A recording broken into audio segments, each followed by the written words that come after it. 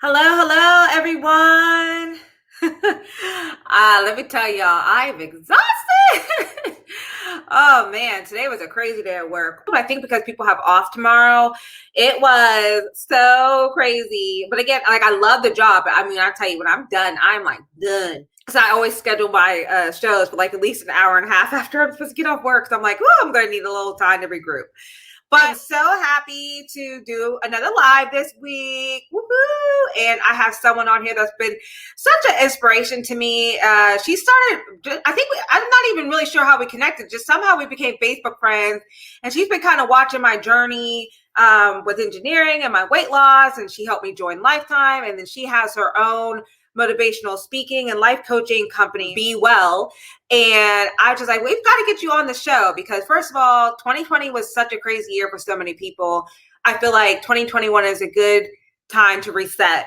And what better than to reset than getting with a life and wellness coach? So I'm super excited to go ahead and bring Bea on in. So let me go ahead and add her.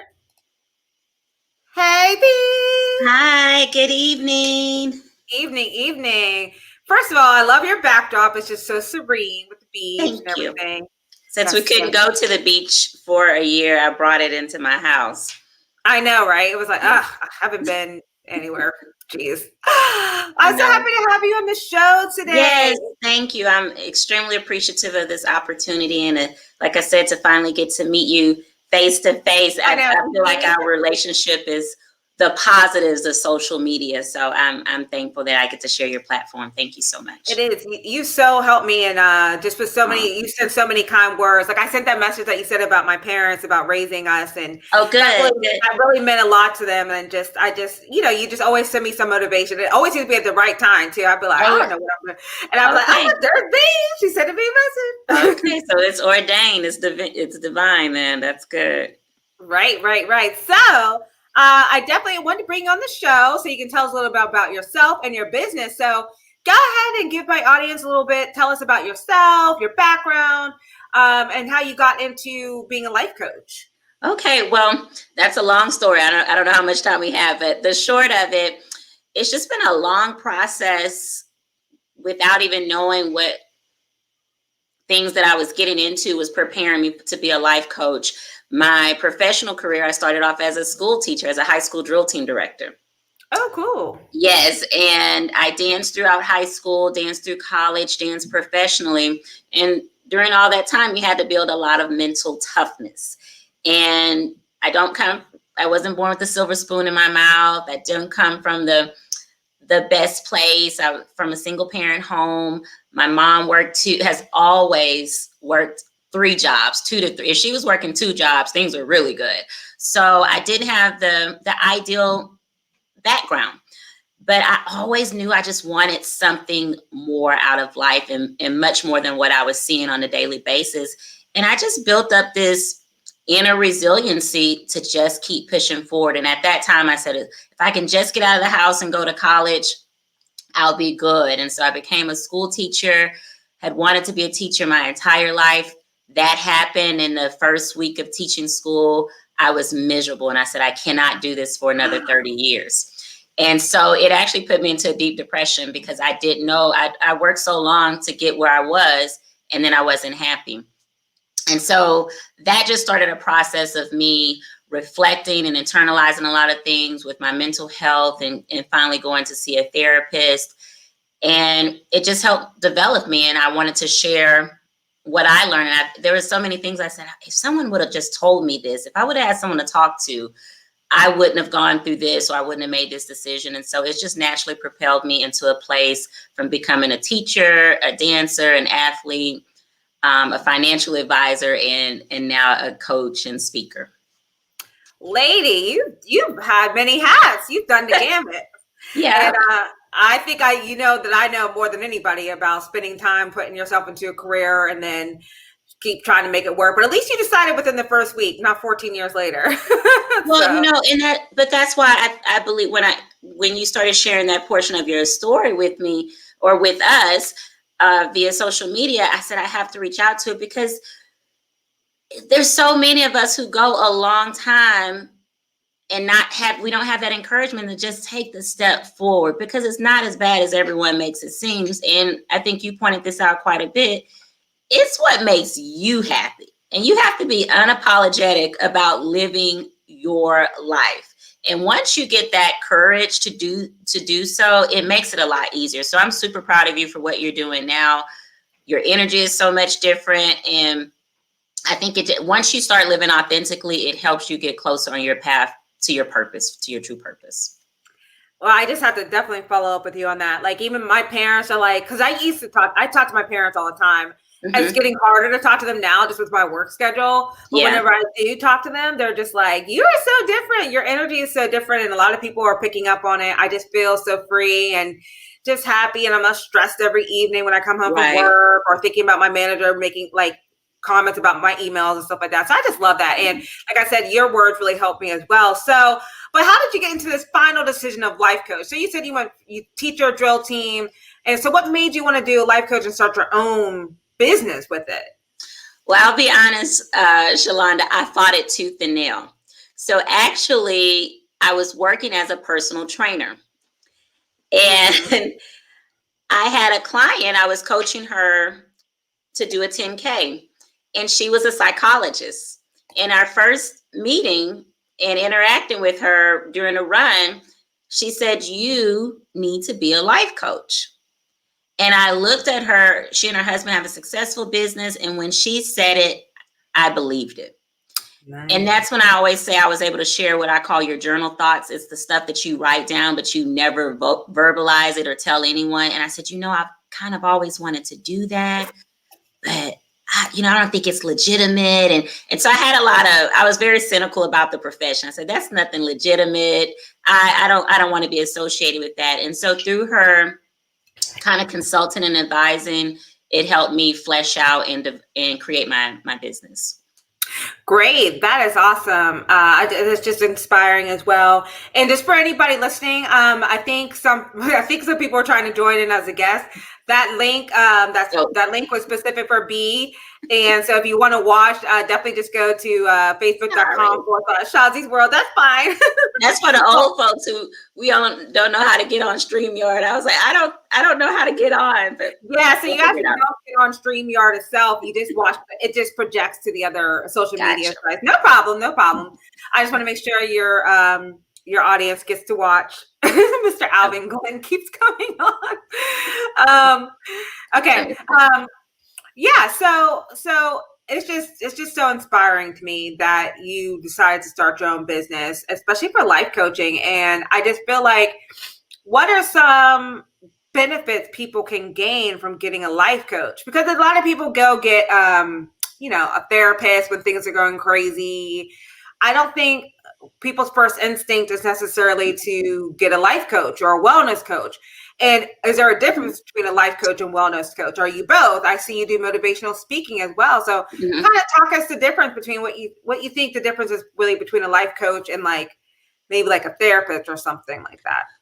Well, Shazi, it's a fine line. I'm going to be honest and say that depending on what someone's niche is, the easiest way to tell the difference, a therapist is going to give you psychoanalysis. They're going to figure out what's wrong with you and then try to help you steer away from that. A coach, I say, starts where you are and gives you the coping skills to move forward. We don't even have to understand what happened in your past and how you got to this place. A coach is just going to start where you are and move forward. Now, because of my journey with mental health and me understanding the importance of it, I travel a fine line with what I do, because my process is very much based on the human psyche and understand why people act the way they do. But we all need someone to talk to, because here's the thing. There's so much stigma with therapy. Everyone thinks you have to be crazy to talk to a therapist. Oh, yeah. And that's not the case. And most people who go to therapy really don't need a therapist long term. You go and you start working with someone on whatever situation motivated you to go to them. And then from there, within weeks or months, just depends on what your situation is, you will be at a place that now you understand your process and you have the coping skills to go through it. So a good therapist is going to provide you and equip you with coping skills to recognize your triggers and what you're going through so you can still progress. And you'll know when to go back to therapy and when you don't need your therapist. I think I saw you do that. You're like, hey, y'all telling me to go to therapy. I don't need it. I understand this. I understand that. I'm good. And then a few weeks later, it's like, okay, I scheduled an appointment to go to my therapist. I need to go. Right. Mm-hmm. Yeah. But honestly, even as a life coach, I still see my therapist bi-weekly. Oh, nice. Yeah, I still see my therapist bi-weekly. It was once a month. Like in 2019, I set the goal. I was only going to go to therapy once a month. Okay. Then the pandemic happened and I started going bi-weekly only because I was doing more life coaching. And so when you're taking on the issues of other people, and I was going through the same process everyone else was going through with not understanding, fearing for my kids, being concerned with my own health, then I started going a little bit more to just kind of deal with my job, so to speak, and then to deal with myself personally. Yeah, I mean, I think that's just one of the things too. It's just like, wow, being a therapist or a life coach or something, not only are you already dealing with the things that you're dealing with, but then you got to take on a little bit of what your clients come and tell you. And I can't even imagine what y'all were doing last year in 2020. I can imagine the client stories were a lot. A lot was going on because I think a lot of people might have been forced into life changes just because of COVID. Oh, 100%. And then, everyone was losing their jobs and your norm, everyone had to develop a new norm. But most importantly, I'm going to tell you what was so challenging about the pandemic for people, or we're still in it. I believe I'm on that side of the fence. We're still in a pandemic, is that people had to face reality. When you don't have distractions, you have to deal with reality. And that's why the relationships issues, whether it been with your spouse, your friends, or your children, people had to finally deal with real life issues. There was no work to distract you, no school to distract you. You didn't have to you couldn't send your kids away for a break. You had to be present. And so people just had a lot of reality checks and really just a moment of self-reflection. It was good and bad. Obviously, the reason that we were all stuck in the house and forced into self-awareness was bad. I think everybody would not pick this as a reason for slowing down and having time to reflect. But I really do think it helped people find their journey and find their truth a little bit more. It did force a lot of us to look inward and think about what we want to do. And also just have a better plan in case something like this happens again, because I think a lot of people just were caught off guard because it's just something you're expected to just be like working from home and until the end of time. Like, who knew? Fun fact, I didn't even have a television until COVID happened. Yeah, you're like, enough of this. Like, I like silence, but no. Well, no, I did it for my kids. I did it for my kids. And then let me just be totally transparent.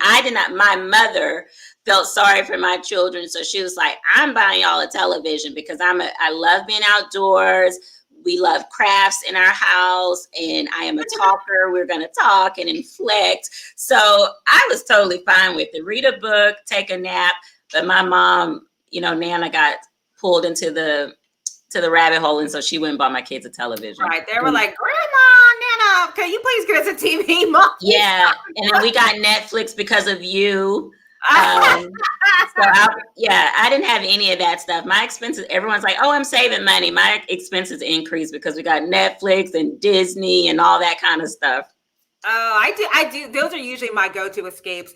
Movies and TV shows have always been my escape. Like you said, they've actually always been my distraction more than just outside world. Like whenever I just want to escape, I'll watch movies and stuff all the time. Just go into somebody else's world of fantasy and like not deal with my own stuff. So there was That's how I was as a kid. That's how I was as a kid. I loved Elvis Presley movies and all dance movies and black and white. I'm not that old, but I used to hang out with my uncle, and that's what he watched. And so that same thing, instead of being just a kid in the hood on the wrong side of the track, so to speak, I watched television with him, and I was an avid reader. That's awesome. I love that. And same thing, like I grew up, my mom and dad, they're both born in the 50s. And so they grew up watching Twilight Zone and Bonanza and all those shows. Oh, yeah. My parents. You get Matlock and all of it. Perry Mason, Nancy Drew, all that stuff I love. Murder, Murder, She She Wrote. Wrote. Murder, She Wrote. So I watched it all with my parents, and so now, Mm-hmm. like when they come on, I watch it like it's a new hot. Like I literally used to DVR Bonanza. Like I had like over hundreds of episodes of Bonanza because it was. I liked the show, and it was just nostalgic because I'm not near my family. So I'm like, anytime I watch Bonanza, I think of my dad. Anytime I watch Perry Mason, I think of my mom, and it's just, I just love it. Yeah. That's but awesome. I wasn't old enough when they came out, though. Let's just clarify. I'll That's watch it cool. for reruns. That's But really yeah. cool. So, what do you think people should do for this year? I mean, I know like there was no magical spell at midnight on 12/31 that automatically just stopped 2020 horrors and made 2021, but it was a nice break. It is nice to no longer have to say 2020, and it is a nice break where people can maybe start, people like to do resolutions. I'm actually not a big fan of resolutions at the beginning of the year. I don't think you should wait until a clock strikes midnight to start resolutions. Right. Just start them whenever you want. But I think this year in particular, I think this is a hard stop for a lot of people just because 2020 was so terrible for a lot of people. Mm-hmm. So what tips do you have for this year? Honestly, it's the same one that I had for last year. One monkey don't stop no show, to use that old saying. Even when things went left last year, nothing should have changed. The goal never changes. The methods to how you get there, the game plan, that may change, but the goal never changes. And I was sad for a lot of people that they didn't catch that. I was like, oh, you're eating it, you're drinking the Kool-Aid.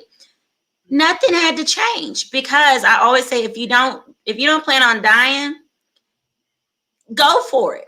And so here we are almost 12 months later, and so many people put things on hold or lost focus of the goals that they set or the resolutions that they set at the beginning of 2020. But guess what? They didn't die. And now here they are, actually with more doubt, because they didn't just go for it anyway. So if we just start shifting our methods but keeping our goals the same, then you can still hit them. And so with this year, I think everyone needs to set a commitment that no matter what happens, whether we close down again, whether there's no vaccine, they run out of the vaccine, that I'm going to stay committed at least to one thing that I said I was going to do. Yeah, I think for me, one of the things I slipped on was definitely like I 2019, I was working out like crazy. Mm-hmm. Beginning of 2020, I was really committed. I had just joined Lifetime. I was super excited about going there to work out and take my classes. And then when the pandemic hit, my mental health just went with it, and I just wasn't motivated to keep working out. I wish I had kept some way of trying to keep that going, because I definitely gained all the way back. But now I'm kind of feeling okay again.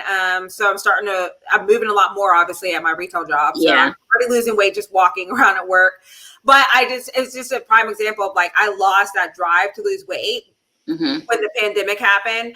But I also think you can give people a little bit of grace on that as well. I definitely think 100% people needed some time to and a lot of people did very well. Some people adjusted very quickly. Okay, so I can no longer go to the gym. I'm going to start working outside. Not everybody was like me, who was just like a hard stop and working out. No, but that's a good point that you bring up, and I'm glad you said that. I was actually, you were reading my mind, because all of our journey is different, and some of us needed to just sit the crap down and find ourselves. You didn't need to hit your fitness goals. You didn't need to build that new house. You needed to find yourself. And for you, that's what happened. So it's like, because everything else is just noise. And that's just a distraction. So yes, your health is important. You wanted to change things with your image, but it was a distraction from what was really in your heart. And that was your issues with your career. Now that the inside is better for you, losing weight, once you make that decision now, it's going to be a simple process, because internally, you're conditioned and strong. So some of us we all had a different journey for 2020. I think yours was one to work inside out. Some people, it was outside in, to go, hey, as what I'm thinking inside, does my outside life reflect that? So it just matters about your journey. But yeah, you see the memes like, if you're not starting a business and you're not doing this, then you're a loser. I translate, you're a loser, because we all have a different purpose and we all had a different journey. So we needed that time to do different things with. Yeah, I totally agree. You definitely said it like the inside out because I just didn't like I realized like for 14 years I've been stressed, but it Mhm. really wasn't until I made this decision not to go back that I realized started to feel better. And even now being in a job where I feel I'm seeing some results in like being healthier, even though I'm so tired and exhausted and my neck and my back and my feet hurt. I'm like, Baby, God, let me tell you something. I put myself through college working retail, and I watched my mom work retail for over 20 years. And going to work was my only motivation to finish college because it's a tough job. And so when I saw you saying that, I was like, she's a different kind of animal. But I would tell people everyone needs to work a retail job to really become a better human being. And oh, I so swear. I commend you. But yeah, it's a different act of self customer service and self service. So that's really cool though that you're doing it and that you're Yeah. happy. The physical, it's the physical. I love my colleagues. I love that most of our customers are great, but yeah, it's that physical. I'm like, I was like sedentary for like 14 years. So now I'm finally moving around. But even that, like now I'm seeing the weight loss. And so now I'm like, keep it up. Like, so now my snacks are healthier. It's all mental. Like, so now that I feel better working with you, like your job is like 40 something hours of your life. And so Right. It's a huge portion of your life. Mm-hmm. so if you're not happy 40 hours a week, it affects everything else. And so I know I'm going to get the body adjustment, stamina all in, but that'll hopefully come sooner than later. Mm-hmm. Yeah. So as far as like, but so when somebody wants to sign up for a life coach specifically to you, they just go to the bewell.com and set up a consultation or? Yes, it's very simple. You go to my website, bbwell.com. You can learn a little bit more about me personally and the process that you would go through. And you just schedule a consult. I offer a 20-minute complimentary consult because I will be honest, I don't take everyone. Some people in their consult, I use that I may refer you to a therapist before you talk to me. Because I want to help you. I don't want to just take your money, and I am not a therapist. I'm not a licensed therapist. In 2023, I'll be licensed. I'm currently in grad school to become a licensed Oh, therapist. yay! Congrats. Thank you. That's a whole nother story, but I'm in grad school to become a licensed therapist. But yeah, just simply schedule a consult. Let me go through that preliminary process with you to see if what I do is the right fit for you first. And again, the fact that I've gone through my own mental health journey allows me to identify very quickly, no, you don't need a coach, you need a therapist, or vice versa. Some people say, hey, I think I need therapy. And I go, no, you just need to talk to someone. You need to vent. And you need someone to give you a swift kick in the butt, because I am not going to tell you, I'm not a yes girl. I'm not going to tell you what you want to hear. Part of my process is really identifying what's holding you back. It's your self-defeating thoughts, the unproductive thoughts that you say. Like, had I talked to you, it would have been, no, Shalana, it's not your way. You hate your job. Let's devise a system to move you from your job or to find happiness outside of yourself, or why are you sticking with this job that's not bringing you happiness? But some people, your family can't tell you that, but a stranger telling you, you can more readily accept it. Yeah, it is interesting how sometimes people fall more into a little bit of trap of what friends and family say than they should. And friends and family, they mean well. Right. Anybody who's said anything to me about wanting me to stick with engineering and stuff like that, I know they mean well, but at the end of the day, it's still my decision. And I think it is better from a stranger, because strangers don't have that long-term concern of like, oh, if I said something to you today, you're never going to talk to me again for, however many years, because you get a couple consultations. I mean, I hope they stay in contact with you as their coach, but you know what I mean? Like, Yeah. not having to go into the house with somebody who might have said something a little negative to you that morning, and then you come back from work like, I'm not talking to my husband tonight or something like that. Yeah. No, that I think what's really important is that people just take the step for awareness. Once you get to a place of awareness, again, everything after that, I'm not going to say it's easy, but it's simpler because you have clarity now and you realize what the problem is. And I have now found almost a year in, I've was coaching a year prior to where I'm at now. It's really just business picked up once the pandemic hit. I was actually about to, you talk about setbacks. I went to get a office the week that everything closed down Oh no. because I was going to start doing face-to-face consults. Oh geez. Yeah. Yeah, I felt like I was going to be legitimizing myself by offering face-to-face consults, and then here we are, still virtually going. So you Well, at just least you shift. saved on office costs. Yeah, I mean, I totally saved on office costs and bought a picture and a plant, and I was still in business. But it's, again, I truly believe that everything happens for a reason, and if you become really good at shifting with what life throws you, then you'll get through anything. And I just, everyone, we'll all get through this. We'll all get through this, but we just have to become conditioned to shift better. Right. No, I totally agree. It's just, I think you need your days where you might have a moment where you might need to yell. Cause I'm a big advocate for feeling what you need to feel, but not Yeah. getting stuck in it. Like, don't get so down and depressed over this pandemic that you literally don't do anything, but take the time that you need to regroup, have a scream day, write some stuff out in a journal, get that energy out. And Right. I always get my energy out on Facebook, but get it out to the universe and then move on to the next thing. Exactly. And that's what coaching does for you. It gives you that opportunity to get it out. Why coaching is productive is not only are you getting it out, now you get a solution. So sometimes the issue with, I get to scream, I get to go work out. Yeah. For that 60 minutes, hour, while you're distracted, you feel better, but then you come right back to the issue. If you have a coach, you get to get it out. Sometimes we'll pick up for a session and that client goes for 35 minutes without stopping, just telling me what they're going through, or 45 minutes is the longest that's ever happened. But in 15 minutes of me listening, during that time, in 15 minutes, they're now getting off the phone with a solution to everything that was ailing them. And then you have that accountability to follow up next week, that you have someone saying, okay, how'd it go? How'd it go when you went ahead and quit your job? How'd that feel? And so that's why coaching is really, really important right now, because you're getting the solutions. You're just not getting that short time away from it. No, I love that. Like, and you get the goal and you get to talk to somebody and get some results. And are you more specifically with life coaching, more specific to career changes, or do you also talk about relationships? And like, I guess just how far does the gambit of life coaching go? Well, I coach from the belief system that how you do one thing is how you do another.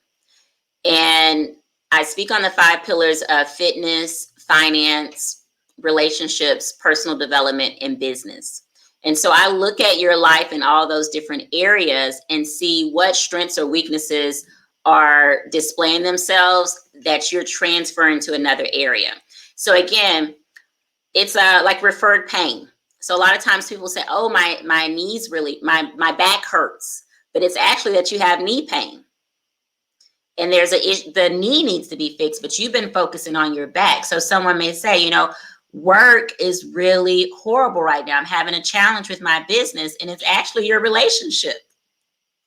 So I like to say, we're going to do surgery on issues. I don't Band-Aid a situation. And because I have a different perspective, I'm not so close to it. I can see something that your family and friends and yourself, unfortunately, we can't even see, because my perspective is so different.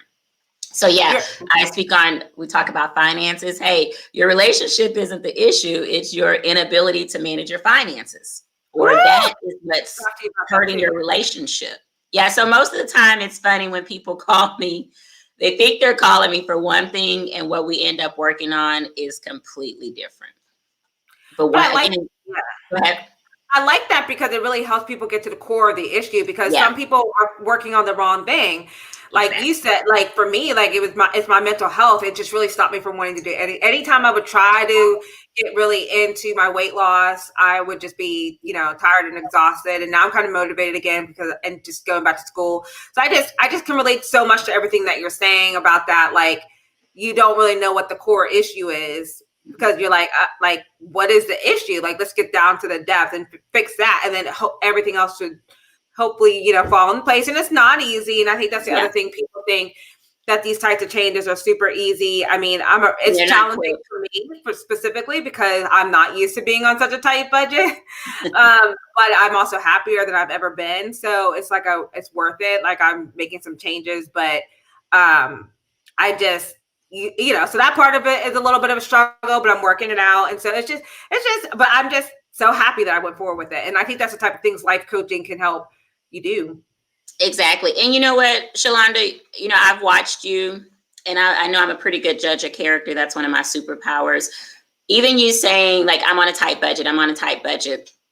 Yes, I know your income has changed, but you will not just that you're going to be okay, it won't always be this way. Because from what I know of you, right, all that I know, you won't be in the position that you are. And we'll be having this conversation, I promise you, a year from now, and you've been promoted, you've been moved to regional, or someone's going to see you and recognize the value in you that moves you closer to your purpose. See, now that you're happy and clear and you don't have that mental noise, you're going to start seeing a lot of things differently for yourself, right? Mm-hmm. So you're going to move in the direction. And I hate that society puts it on us that we can't be happy and have the wealth or the income that we need to live the lifestyle that we want. And I think that's a brainwashing that society has done to us, that, well, yeah, if you're happy, you're poor, and if you're rich, you're unhappy. You're sad and upset. And exactly. And it's not true. It's not true. If you have good core fundamentals and you have that, so you're going to find it. You'll get exactly what you want. And that's why I recognize that about your parents. I would love to know more about her upbringing, because you're grounded. You're very grounded. That just gave me an idea. I should bring my parents on one of these shows one time. Yeah. Have my mom and my dad on here. That'd be so fun. No, because everyone can't do what you're doing. Go to another state, find their place, and be successful. Everybody, listen, they can't do it. I'm telling you, they can't. That's why everyone, oh, where are you from? I'm from Texas, and you live in Texas. Surprise, surprise. No, you're the alien, right? That, oh, you live in Texas? Yeah, but where I'm from, you don't hear that often. So that speaks a lot about your character and your foundation. Yeah, I do think everything that I have and everything that I do to my parents, how they raised me, they told me I could do anything I want to do. And it's always built in me, like, to never settle. And I just feel like I've just kind of always just carried that with me. Like, I don't have to be in these situations. I can do what I want. And not in like a rebellious, like, I'm going to go storm the Capitol stupidity stuff, but like within reason of like staying within my right mind of things. So yeah. Well, man, I just so is there anything else you would like to tell us about, like, you and your business, or what other ways people can move forward in 2021? And moving forward is a difficult process. It can be a difficult process. I've experienced the death of a child. I'm divorced. That's something I never thought would have happened to me. Married my college sweetheart. Stuff is going to happen. But moving forward is just as sure as the sun sets and rises, you're going to move forward. And if you just keep putting your foot before each other, you can go on. And you're going to have those ups and downs. Enjoy the ride. Enjoy this ride of this thing called life. I run outside a lot, and that's where I get my meditation time and really connect with God. And I always tell people, when they say, well, how do you run a marathon, or how do you run 13 miles, 15 miles? And I say, I started with walking for a minute on the treadmill. When I was over 200 pounds, I couldn't run. I could barely walk and didn't want to walk. I just wanted to eat, Yeah. It's no different than life. You just have to start. And if everyone just starts today and commits to, I'm going to keep going, not that I'll be perfect, but that I'm going to keep going. You're going to mess up on the diet. You're going to miss a day at the gym, but keep going. Just keep going. And you'll wake up and it'll be 2022. Like, what happened to this year? It all went What by. happened? And you're Yeah. like halfway to your goals. And I like that method too, because that's actually the most successful time I have lost weight is when I've done small steps at a time. Mm-hmm. I've never been one to, like, anytime I've tried to do these fad diets or giant leaps and just cut things off, I really, really fail. And my most successful weight loss was doing it one small step at a time, like replacing soda with water, but not Right. all my sodas today, maybe just one. And then I started Mm-hmm. replacing all of them. And then, so that's kind of where I'm getting ready to start again. And I took a training one time for executive management training when I was still in my engineering field. And one of the things that coach, he was like, I wouldn't say he was a coach, but he mentored us through our classes. One of the things he always would say is, that of which you are not aware, you cannot change. Correct. And it just became so home to me. I was like, man, like when I sit and think about ways I do things, or maybe ways I'm affecting other people that I might not have thought about, because I just would just do it like subconsciously and not even pay attention. But when I deep drill and think about things, you can make a change to it. And that's kind of really helped me ever since I had that drilled into me. I'm like, self-awareness is so key. And it's a big difference. I think I had a friend post the other day about what's the difference between like, I guess, self-esteem or self-ego versus self-awareness. And I was like, I mean, for me, I've always kind of suffered from low self-esteem, but I think I'm very high in my self-awareness now. Like I'm very, very high on like what I do and how it affects people, and things that I need to work on to change for myself. And before I would be in denial, like, I'm not changing. It's not, I think a lot of people think like, oh, I got to change for other people, but it's more like, it's better for you in the long run. You don't want to be this miserable person that nobody wants to be around. And you know what? Some people want to be miserable. A person who is not happy, and then you say, hey, I know a life coach you can talk to, and they don't call, that's a person who's made a decision to stay where they are. And that's when part of my consulting is, I ask questions to figure out, are you really someone who wants to stay where you are, or that you want to change? Because it is a difficult process to look at yourself in the mirror. And as adults, we're grown, so we don't have to have accountability. So as soon as you get a glimmer of, ooh, I'm kind of a crappy person, you, as an adult, you can make the decision to close the door on that and not deal with it and make it about something else. It's the people and the person who says they can take a look at their self in the mirror and say, I don't like that, and then realize they're not a tree and that they can change.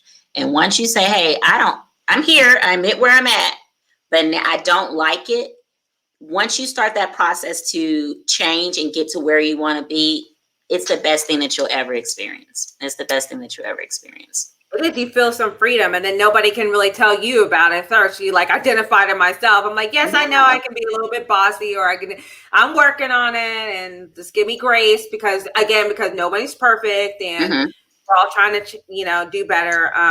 But yeah, I love that. Yeah, no one's perfect, but we are all in purpose. And you have to be very careful about listening to what someone says you need to adjust about your personality, because I believe that we were all designed with a specific purpose. So your ability to put together a logo and talk to people and interview them, that's specific to your purpose, because everyone can't do it. Some people are scared to get on Facebook Live. Some people, I admire the fact that you'll say how you feel about anything publicly.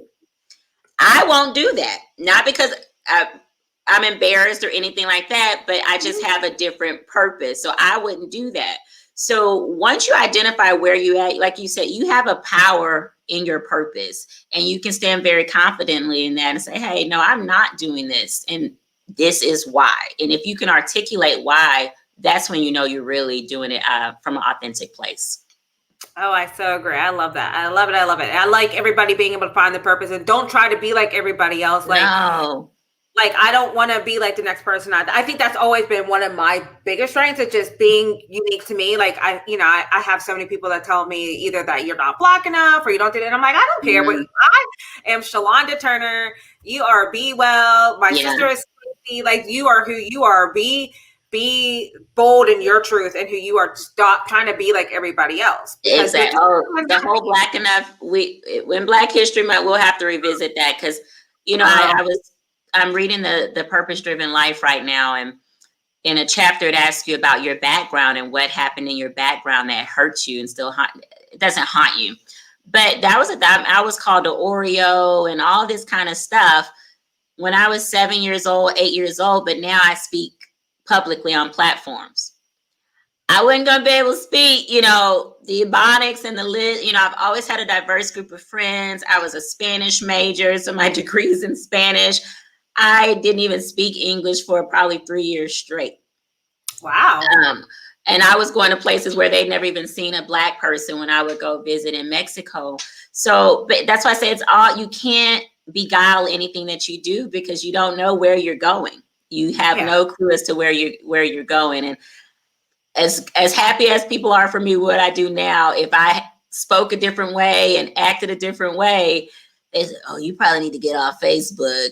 Your business, but it's always been natural. I said I grew up in the hood, and as my grandmother would tell you, she's always talked like that, and I grew up in the hood. So I come from a family, no one had an education prior to me, first generation, college graduate. Wow. So, and I was the first person, to go and live out of state and things like that. It's all part of your purpose. So now it all makes sense. Some stuff nowadays, I'm like, oh, that makes sense why I did that and why I was interested in that. Yeah, but it is true that it does keep some trauma. We definitely will have to revisit because I feel like it's kind of haunted me my whole life, even though like I am very big on not doing what other people tell me. I feel like I have a snap. Like it's like a trigger moment for me when people say things about not being Black enough because of the things I like.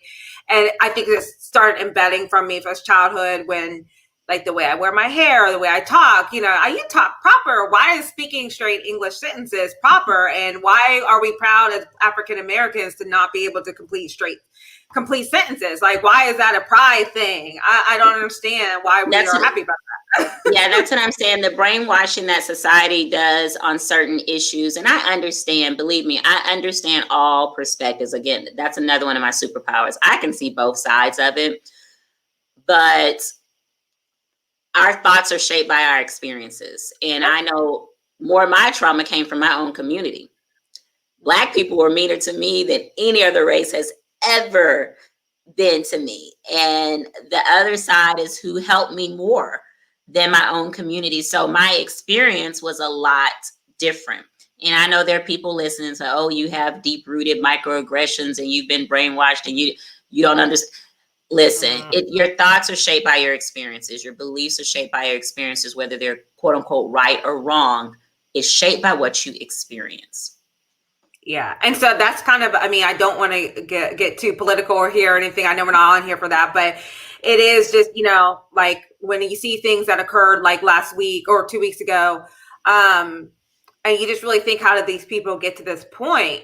And they live in a totally different world from where I live, and their experiences allowed them to believe what they wanted to believe because their experience is totally different mine. So, at the end of the day, really, who am I to tell them that they're like, I don't understand why they're there, but it's their truth because that's what they live. That's and I think would be the same for people telling me, Exactly. And that's it. And that's all why it comes back to mental health and wellness and wholeness is what I kind of go away from the term wellness into wholeness. I don't care if you're well, you can be well and not be whole.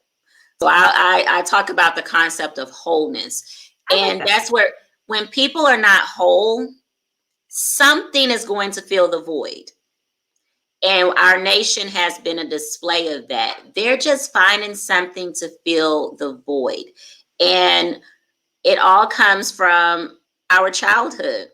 And so those childhood traumas and cultivation situations, the environment that we were brought up in, it does not go away just because you're chronologically older. And it definitely doesn't go away if you have not gone to a doctor for your brain.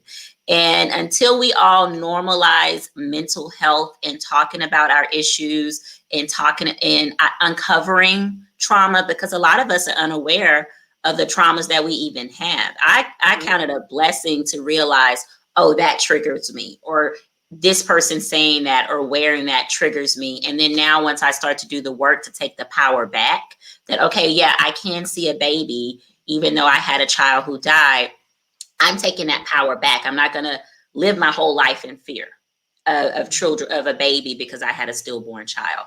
But really, last week it was just mental illness on on display. Full display. It has nothing to do with politics. That was mental illness on Yeah. display. Those people aren't whole. They're not whole. And it's true about the void, and whether you feel the void with becoming a neo-Nazi or a Trump supporter or doing drugs Or alcoholic, exactly. or overeating, there's like always something there that you're trying to fill the void with. Yeah. And this thing, if you're out of work, it's like the baby boom right now. You out of work. What movie is that? Is that Friday? You ain't got no job. Yeah. It's Friday. You ain't got nothing to do. You either gonna go storm the Capitol or have sex. Like our options are slim during the pandemic. So it's like, what we gonna do? Yeah, but, so some people are at the place if you can't beat them, might as well join them. I even saw a Specs truck. So Specs does mobile deliveries now. The alcoholism rates have gone up in the past 11 months. Alcoholism, abuse, all of those issues, because they're voids in our households. They're just voids in our households. Yeah, and I mean, a lot of people make jokes about drinking and doing it. Like, you see the memes. I actually came across something interesting over 2020. There was a lot of memes about, I'm a mom, so like my time is kids and wine. And then there was another woman who came up as like, we need to stop normalizing jokes about drinking being a solution to things. And for me, I'm not a big drinker, so I never really overthink it, because like I'm pretty much like, I have one cocktail a year. If that, you can ask all my friends, if we go out, I have the same drink from 5 p.m. to like 2 in. They're like, girl, have you not finished that yet? I'm like, I'm working on it. So I'm not drinking for me isn't my go-to, but like probably eating is. So I'm not judging anybody who does right. But I didn't think about it that way. Like, you just see so many things about cats and wine, dogs and wine, or like and just kind of normalizing that drinking is the solution to stressful times. And the lady was trying to say, like, we need to do, she was like, moms against drinking, and try to unnormalize the fact that wine is the answer for moms who might be stressed out. And it was just really interesting, because I never even thought about it from that perspective. I'm just sitting here laughing at the memes. Yeah. And I call that a money issue, because a bottle of wine is less expensive than a copay to a therapist or a session with a life coach. And so we all are going to find a way to medicate ourselves at our belief system. And if you don't believe that talking to someone for 60 minutes can help you solve some solutions and address issues, you'll go drink wine and never realize that you have an issue. But I totally agree with that. Again, I can see both sides of the spectrum. But because I believe in spiritual warfare, it's those small, cunning ways that allows us to get so far derailed from our purpose. Because you just crash. If you have a glass of wine, you just crash at the end of the night. So you're not saying your prayers. You're not reading a book to your child. You're not talking to your spouse. You pass out every night. Mm-hmm. That's not, and that's just not a productive way long term to go, because I always parallel what I do to my kids. If my daughter was doing that, what would I say and how would I feel? And she said, yeah, I passed out again last night, Mom. Yeah. I would have an issue with that. Yeah, there definitely would be some level of concern. And like I said, we use drinking as an example for this chat, but it could be anything, like binge eating and stuff like that. Because that's usually my vice has always been eating. And I've always told people that who have addictions, like, I get it. I've never had a drug addiction or whatever, but I have had addiction to bad food, and I had a history of binge eating. And obviously, people are going to say, "Oh, that's not as bad because you're not doing like cocaine or anything," but the mindset is still the same. Not being able to let go of your vice that you use to feel comfort. Anything that you use to fill a void and derail you from your purpose, it has to be identified and corrected. It has to be rectified. So I agree. Shopping. I was looking at everyone on this Amazon, and I'm just going tisk, tisk, tisk, tisk, tisk, tisk. And I'm going, where do these people find all this stuff? See, this is why I don't talk on, because you really don't want to hear my real opinions about stuff. But I'm looking Yes, at I do. You know I do. you do, yeah. I think you and I would do well talking off camera, but about real stuff, But I'm looking at Amazon and I'm going, no, no, okay. But it's shopping. They're shopaholics. I never had an eating disorder, but I had body dysmorphia from being a professional dancer, and I'm a workoutaholic. I'm gonna hit the gym. It's always an extreme thing. I'm gonna eat the food, but I'm gonna work out. I'd always say as a professional dancer, I got as close to anorexia as possible, and then I just worked out. I ate as very little as I possibly could Wow. mentally manage. But you have to do the work, and I love what you said earlier about small steps. And the reason why taking small steps to correct a behavior is more successful is because it actually rewrites your blueprint. And now you're self-teaching and relearning accurate ways to do something. You're rewriting your habits, reprogramming yourself to get back to your set point that you're operating at your most productive level. So that's with anything you have to do. So sex, partying, people who have to go to the club right now, who have to go to the store. I'm cool. Now, I'm also kind of an introvert. I'm cool when I'm leaving outside of my house. Those memes that said I was prepared for the pandemic. Yeah, that's definitely. Those are accurate. Yeah. I'm the opposite. I've been struggling really. I'm the extroverted E, and so it's been so hard. Like I went out last night, but I do my thing where I feel comfortable and I keep my mask on. But it's still just as part of me is like, did I have to go? But I just felt like I've just been in the house too long. It's been already since December. And I'm glad that you're doing that because we don't know what our new normal is going to be.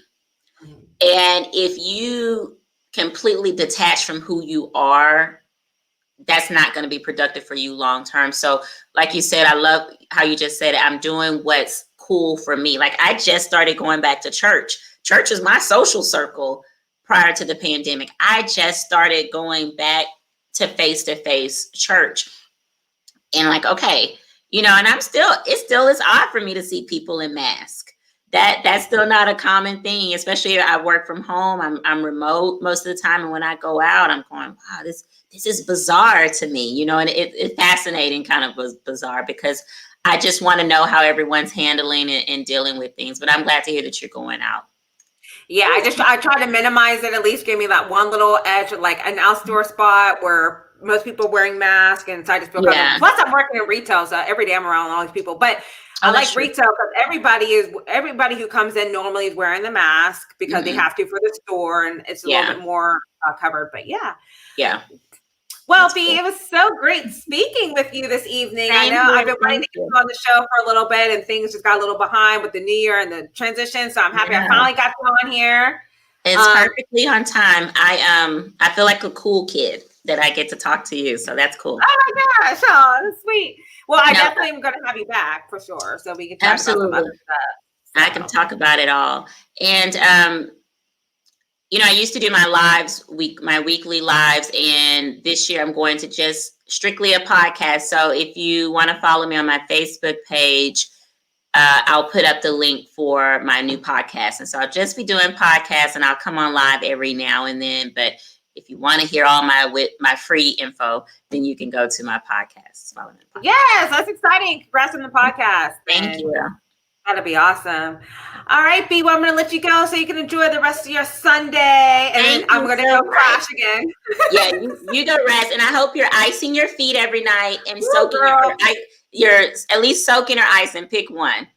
Well, it's funny because I've had a foot massager for years I've never used. And I literally put it in my for sale pile, like everything I'm selling. I grabbed that thing so quick. I was like, forget this. I'll start retail. Give me this foot massager back.